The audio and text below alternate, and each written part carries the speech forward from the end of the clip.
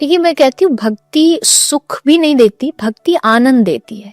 There is a difference between सुख and आनंद। सुख इज टेम्परेरी, आनंद इज परमानेंट। सुख ये गर्मी लग रही, एसी चल गया, सुख मिल गया, लेकिन आनंद मिल जाए ये जरूरी नहीं। आनंद ये है कि गर्मी में भी मजा हो, वो आनंद। वो परम आनंद जो मिलता है वो भक्ति से मिलता है। आपको चीजों से सुख मिल जाएगा पर आनंद भक्ति से मिलेगा। आनंद इन द सेंस कि कुछ ना होते हुए भी मौज हो।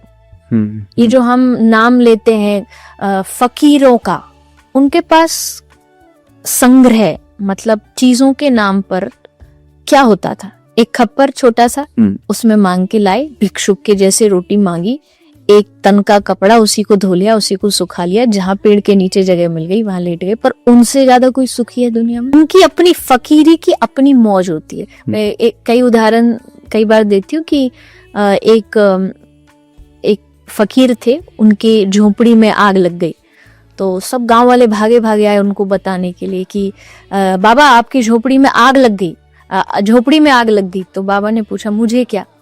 बोले बाबा तुम्हारी झोपड़ी में आग लग गई। तो बोले फिर तुम्हें क्या? तुम भी शांति से रहो, मुझे भी शांति। ये है फकीरी, और ये फकीरी आती है भजन से। यहाँ पर भजन भक्ति काम करती है। तो अगर इस तरीके की मौज चाहिए, इस तरीके का परम आनंद चाहिए, तो बिना भजन के नहीं मिल सकता।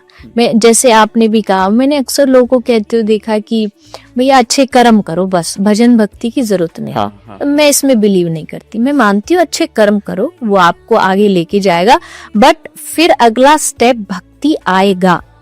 आपको स्टेप पे पैर रखना पड़ेगा, आप उसको स्किप नहीं कर सकते हैं। क्योंकि हमारे शास्त्रों में लिखा है कि योग से मुक्ति, ज्ञान से सिद्धि और भक्ति से भगवान। तरीका है, हर चीज का प्रोसेस है। सिद्धि चाहिए, ज्ञान लीजिए, आपको मुक्ति चाहिए, योग करिए, लेकिन भक्ति से भगवान।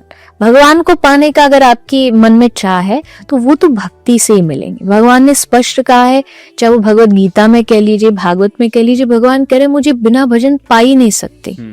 भजन का मतलब उन्हें याद करना, उनको बिना याद किए आप कैसे पा सकते हो? अगर आप मैनिफेस्टेशन की भी बात करें तो उसमें भी तो यही है कि चाहते हो आप कुछ, आपको पाना है कैसे भी। तो जिस दिन हमारे मन में वो चाह पैदा हो जाएगी ना भगवान को पाने की, कि मैं कुछ भी कर गुजरूंगा अपने भगवान को खुश करने के लिए, उस दिन भगवान आपके सामने खड़े होंगे। तो ये भजन है, ये भक्ति है, और ये मस्ट है, आपको करना ही पड़ेगा अगर आपको परम आनंद चाहिए तो लाइफ में।